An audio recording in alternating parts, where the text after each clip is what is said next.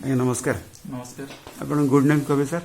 ଆଶିଷ କୁମାର ଠାକୁର, ଆପଣ ଏନ୍ୟୁକେର କୋଅର୍ଡିନେଟର ଅଛନ୍ତି? ନେହେରୁ ଯୁବ କେନ୍ଦ୍ରର district youth coordinator. Sir Nuapada ଡିଷ୍ଟ୍ରିକ୍ଟର ସମସ୍ତଙ୍କୁ ସ୍ୱଚ୍ଛତା ଉପରେ କିଛି ଗୋଟେ ବାର୍ତ୍ତା ଦିଅନ୍ତୁ ସାର୍।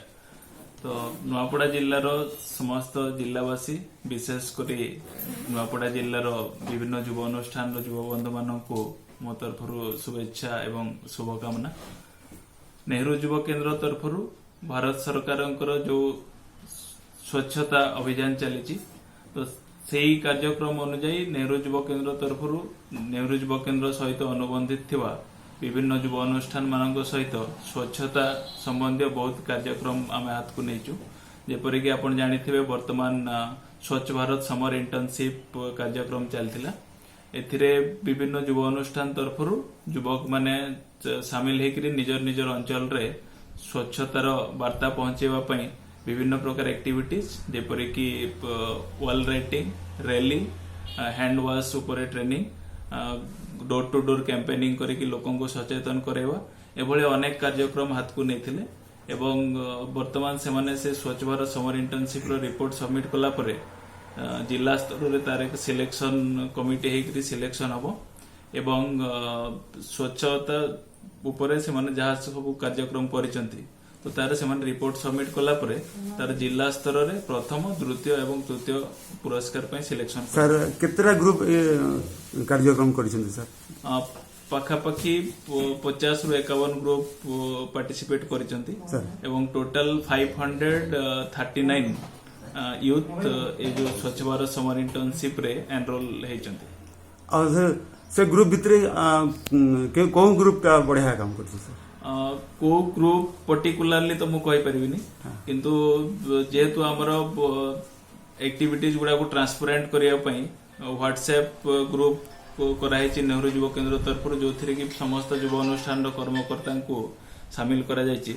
ତ ଯେଉଁ ସବୁ ଯୁବ ଅନୁଷ୍ଠାନ ମାନେ ବା ଇଣ୍ଟର୍ନ ମାନେ ସେଇ ତାଙ୍କର ଫଟୋଗ୍ରାଫ୍ସ ଗୁଡା, ଭିଡିଓ କ୍ଲିପ ସେୟାର କରୁଥିଲେ, ସେଥିରୁ ମୋର ମନେ ପଡୁଛି କମ ସେ କମ 10-12 ୟୁଥ୍ କ୍ଲବ ବହୁତ ଆକ୍ଟିଭଲି କାମ କରୁଥିଲେ। ଯେପରିକି ଆପଣଙ୍କର ଖରିଆର ଯୁବ ମୋର୍ଚ୍ଚା ଖରିଆର, ଧରମବନ୍ଧାରେ ୟଙ୍ଗ ଇଣ୍ଡିଆ କ୍ଲବ, ଗୋଇଜୋରରେ ମା ବଞ୍ଜେରୀ କ୍ଲବ, ଚନାବେଡାର ଆପଣଙ୍କର କ୍ଲବ, ତାପରେ ପ୍ରଗତି ୟୁଥ୍ କ୍ଲବ, ଏମିତି କିଛି ଅନୁଷ୍ଠାନ ଅଛନ୍ତି ଯେଉଁମାନେ କି ଆମକୁ ରେଗୁଲାରଲି ଆକ୍ଟିଭିଟିଜର ଫଟୋ ସେ ହ୍ୱାଟ୍ସଆପ ମାଧ୍ୟମରେ ପଠାଉଥିଲେ ଆଉ ଏବଂ ସେଇ ଫଟୋଗ୍ରାଫ ଗୁଡାକୁ ଆମେ ଅପଲୋଡ କରୁଥିଲୁ।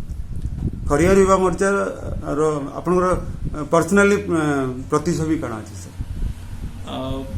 ମୁଁ ଖରିଆର ଯୁବ ମୋର୍ଚ୍ଚା ସହିତ ଆମର ନାଇବରହୁଡ ୟୁଥ୍ ପାର୍ଲାମେଣ୍ଟ କାର୍ଯ୍ୟକ୍ରମ ହେଇଥିଲା ଖରିଆରରେ, ତ ଇନିସିଆଲି ମୁଁ ସେତେବେଳେ ହିଁ ଜଏନ୍ କରିଥିଲି ଏବଂ ସେହି କାର୍ଯ୍ୟକ୍ରମରେ ଖରିଆର ଯୁବ ମୋର୍ଚ୍ଚାର ସଦସ୍ୟମାନେ ରିପ୍ରେଜେଣ୍ଟ କରିଥିଲେ ଏବଂ ସେଇଠୁ ଆମେ ଆଲୋଚନା କରିଥିଲୁ ଯେ ବର୍ତ୍ତମାନ ଯାହା ବି ନେହେରୁ ଯୁବ କେନ୍ଦ୍ର ତରଫରୁ କାର୍ଯ୍ୟକ୍ରମ କରାଯିବ, ଆପଣମାନେ ଆକ୍ଟିଭଲି ସାମିଲ ହେଇକରି ସେ କାର୍ଯ୍ୟକ୍ରମ କରନ୍ତୁ। ତ ଖରିଆର ଯୁବ ମୋର୍ଚ୍ଚା ତରଫରୁ ଏ ସ୍ୱଚ୍ଛ ଭାରତ ସମର ଇଣ୍ଟର୍ନସିପ କାର୍ଯ୍ୟକ୍ରମଟାକୁ ବହୁତ ଭଲ ଭାବରେ ଟେକଅପ୍ କରିଛନ୍ତି ଏବଂ ବିଭିନ୍ନ ଡିପାର୍ଟମେଣ୍ଟାଲ ଅଫିସିଆଲ୍ସ ମାନଙ୍କ ସହିତ ଜଡିତ ହେଇକରି, ଖରିଆର ଏନ୍ଏସି ସହିତ ଜଡିତ ହେଇକରି ସମସ୍ତଙ୍କୁ ସାମିଲ କରିକିରି ଗୋଟେ ସ୍ୱଚ୍ଛତା ଯୋଉ ଜନ ଆନ୍ଦୋଳନ କୁହାଯାଏ, ସେଭଳିଆ ଖରିଆରରେ ଗୋଟେ ସ୍ୱଚ୍ଛ ଖରିଆରକୁ ସ୍ୱଚ୍ଛ କରିବାର ଯୋଉ ଚେଷ୍ଟା କରିଛନ୍ତି, ତେଣୁ ମୁଁ ତାଙ୍କୁ ଧନ୍ୟବାଦ ଦେବି। ସ୍ୱଚ୍ଛ ଭାରତ ମିଶନ ଆରମ୍ଭ ହେଇକରି लगभग 4 ବର୍ଷ ହେଲାଣି। ଏবার ଆପଣଙ୍କର କାଣା ଏକ୍ସପେକ୍ଟେସନ, କେତେ ବର୍ଷ ଭିତରେ ଆମେ ସକ୍ସେସ୍ ହେଇପାରିବୁ? ଦେଖନ୍ତୁ, ସ୍ୱଚ୍ଛ ଭାରତ ମିଶନ କହିଲେ କେବଳ ମାନେ ହାଉସ ହୋଲ୍ଡ ଲେଟ୍ରିନ୍ ଇନଷ୍ଟଲେସନ କରିବା ଆଉ ଓପନ ଡେଫିକେସନ ଭିତରେ ଯଦି ଆମେ ତାକୁ ସୀମିତ କରିବା ତାହେଲେ ହବନି।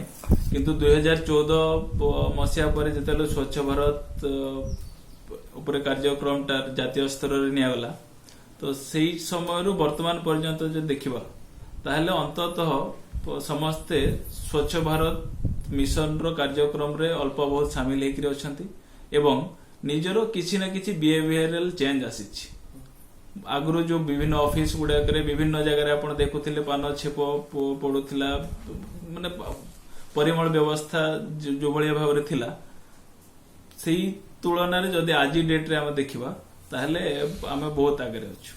बहुत बहुत धन्यवाद रितेश बाबू मुझे आम आड़ कहबी कि समस्ते स्वच्छ भारत काम को निजर काम हिसाब कर जेहेतु समस्त संश्लिष्टता दरकार तापर स्वच्छ भारत मिशन पूरा कर धन्यवाद।